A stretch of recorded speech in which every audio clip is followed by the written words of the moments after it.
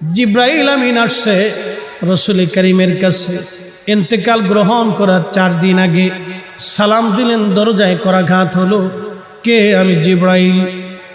আল্লাহর নবী বললেন, আয়েশা রে, ভিতরে অন্তরম হলে চলে যাও, জিব্রাইল আমিন আসছে।